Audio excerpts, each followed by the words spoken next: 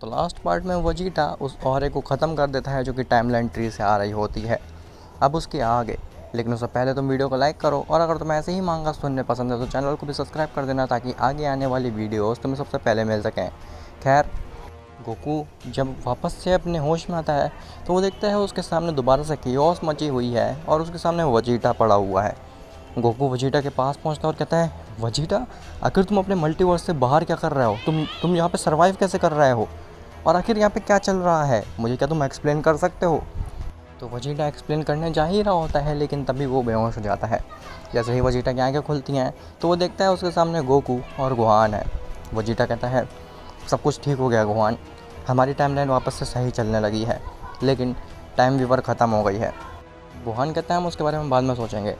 Goku कहता है, सबसे पहले वो सब छोड़ो, पहले मुझे बताओ आखिर मेरे साथ हो क्या रहा है। मैं अचानक से चीज़ें भूल कैसे जाता हूँ, और जब भी मैं अपनी आंखें खोलता हूँ मेरे सामने केओस क्यों मची होती है। तो गोहान सब कुछ एक्सप्लेन करता है कि क्या क्या चल रहा था गोकू के साथ में इन समय में। गोकू कहता है, अच्छा, इसीलिए इटर्निटी मुझसे कह रहे थे कि मुझे आराम करना है और किसी से फाइट नहीं करनी है, ताकि वो एनर्जी दोबारा से मेरे ऊपर कंट्रोल ना पा ले और मैं कुछ गलत ना कर दूं। गोहान कहता है, आप ठीक समझे। गोकू कहता है, लेकिन एक सेकंड, आखिर इटर्निटी कहाँ पे है? तो गोहान बताता है कि आपके ऊपर जब उस एनर्जी ने काबू पाया हुआ था तो आपने एक की ब्लास्ट किया था इटर्निटी के ऊपर, जो कि इतना ज़्यादा पावरफुल था कि उस की ब्लास्ट से इटर्निटी गायब ही हो गए।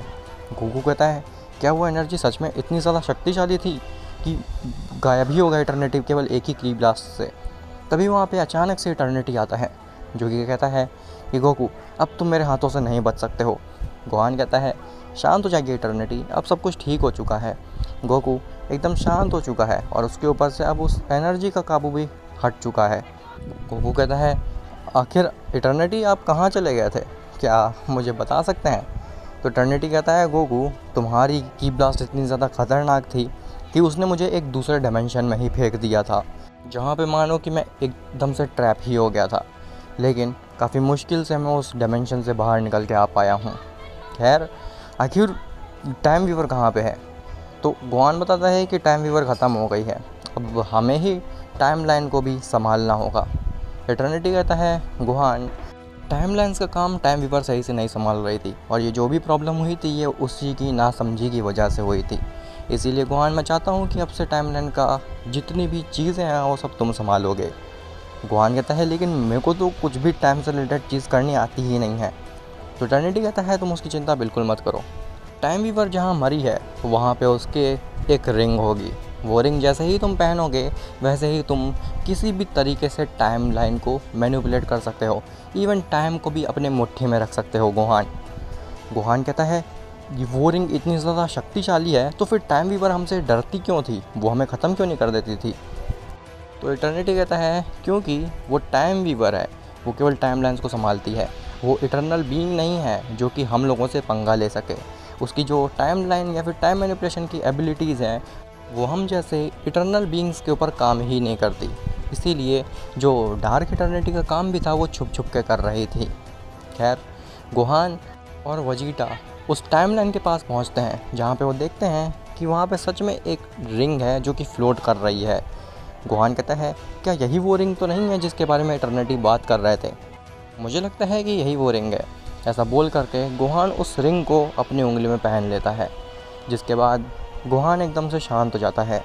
वजीटा कहता है, गोहान, क्या हुआ, आखिर तुम शांत क्यों हो गए हो? तभी गोहान वजीटा की बात को इग्नोर करता है और वहाँ से गायब हो जाता है। खैर, वजीटा को ये बिहेवियर काफ़ी ज़्यादा अजीब लगता है, लेकिन अब उसका भी समय आ चुका था अपने मल्टीवर्स में जाने का, तो वो इस चीज़ को इग्नोर करता है और वो अपने जेनो के मल्टीवर्स में चला जाता है। खैर, वहीं इटर्निटी और गोकू के बीच में ये बात हो रही होती है कि टाइमलाइन ट्री तो तबाह हो गया है, क्या अब टाइमलाइन सही से फ्लो कर पाएगी या फिर अभी एक बहुत बड़ी प्रॉब्लम आनी बाकी है? गोकू इटर्निटी से कहता है कि आखिर आपने गुहान को टाइमलाइन संभालने के लिए क्यों दी? क्या आपको सच में लगता है कि गुहान उस टाइमलाइन को सही से संभाल सकता है? इटर्निटी कहता है, हाँ गोकू, आखिर वो तुम्हारा बेटा है और उसके अंदर काफ़ी सारा पोटेंशियल है, वो डेफिनेटली टाइमलाइन्स को सही से संभाल सकता है और उसका हार्ट भी काफ़ी ज़्यादा प्योर है। गोकू कहता है, हाँ, आपकी बात बिल्कुल ठीक है, वो हाफ ह्यूमन भी है जिसकी वजह से उसका हार्ट प्योर है, लेकिन क्या आपको ये चीज़ बड़ी अजीब नहीं लग रही कि आखिर एक मॉर्टल इटर्नल फॉर्म को अचीव कर पाया है? इटर्निटी कहता है, क्या तुम उस वजीटा की बात कर रहे हो? तो गोकू कहता है, हाँ आप सही समझे। आखिर वो एक मॉर्टल होने के बावजूद भी एक इटर्नल फॉर्म को कैसे अचीव कर पाया? मुझे तो यही चीज़ नहीं समझ में आ रही है। क्या आपको ऐसा नहीं लगता कि जैसे डार्क इटर्निटी ने जिरेन को डार्क एनर्जी दी थी और वो काफ़ी ज़्यादा शक्तिशाली बन गया था, वैसे वजीटा को के साथ भी किसी ने ऐसे किया हो? इटर्निटी कहता है, गोकू तुम कैसी बातें कर रहे हो? पहली चीज़ तो कोई भी बीइंग एक मॉर्टल को इटर्नल बीइंग नहीं बना सकता है, और अगर वो ऐसा करता भी तो वजीटा के पास इतनी ज़्यादा प्योर एनर्जी हमें नहीं मिल रही होती। हो सकता था कि वजीटा की एनर्जी थोड़ी डार्क होती और काफ़ी ज़्यादा यूनिक होती। गोकू कहता है, हाँ आपकी ये बात भी ठीक है, लेकिन इटर्निटी आपको नहीं लगता कि काफ़ी ज़्यादा देर हो चुकी है? गोहान को अब तक आ जाना चाहिए था वो रिंग को ले करके। इटर्निटी कहता है, हाँ गोकू तुम्हारी बात बिल्कुल ठीक है। गोकू कहता है, मैं अभी जा कर के देख के आता हूँ आखिर क्या हो रहा है। गोकू पहुँचता है उन टाइमलाइन के पास में जहाँ पे वो पाता है कि एक रिंग फ्लोट कर रही है। गोकू कहता है कि रिंग तो ये है, तो आखिर गोहान कहाँ पे चला गया? खैर, गोकू उस रिंग को ले करके पहुँचता है इटर्निटी के पास में। गोकू इटर्निटी को वो रिंग दिखाता है और कहता है कि इटर्निटी, टाइम वीवर की रिंग तो टाइमलाइन्स के पास में ही थी, फिर आखिर गोहान कहाँ पे चला गया है?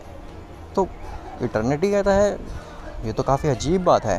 खैर गोकू, जब तक तुम्हें गोहान नहीं मिल जाता तब तक तुम इस रिंग को संभाल करके रखो, और जैसे ही गोहान तुम्हें मिलता है तुम इस रिंग को उस गोहान को दे देना ताकि वो टाइमलाइन्स को सही से संभाल सके। खैर, अब वीडियो में आगे बढ़ने से पहले तो तुम लोग काफ़ी ज़्यादा कंफ्यूज रहते हो। मेरे को अभी भी कमेंट आते हैं टाइमलाइन से रिलेटेड कि मेरे को समझ नहीं आ रहा कि टाइमलाइन का क्या कॉन्सेप्ट है। तो देखो, मैं तुम्हें एक मूवी और एक वेब सीरीज़ सजेस्ट करता हूँ, जिसे देखने के बाद तुम समझ जाओगे कि टाइमलाइन का क्या कॉन्सेप्ट होता है। तो जो मूवी है वो है द फ्लैश, जो कि अभी 2023 में ही आई थी, और जो वेब सीरीज़ में तुम्हें सजेस्ट करूँगा वो है द लोकी, उसके दोनों सीजन्स। ये दो चीज़ें देखने के बाद तुम डेफिनेटली समझ जाओगे कि आखिर टाइमलाइन का क्या कॉन्सेप्ट होता है, कैसे टाइमलाइन फ्लो करती है, आखिर अलग अलग टाइमलाइंस कैसी होती हैं। और हाँ, आज से लेकर के मंडे तक वीडियो थोड़ी छोटी रहने वाली है, 8 मिनट की रहने वाली हैं।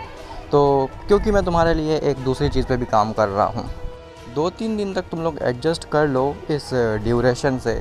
उसके ट्यूसडे के बाद से मैं रेगुलर वीडियोस डालने लगूँगा 15-15 मिनट्स की। खैर, अब आखिर गोहान के पास जो रिंग है वो कोई दूसरी रिंग है क्या? कहीं किसी ने जानबूझ के तो गोहान को वो रिंग नहीं दी है जिससे कि गोहान उसके वश में हो जाए? और आखिर क्या टाइमलाइन से सही से चलने लगी हैं, या फिर अभी एक बहुत बड़ा मोड़ आना बाकी है? वेल, ये सब तुम्हें पता चलेगा नेक्स्ट पार्ट में। तब तक के लिए बाय बाय।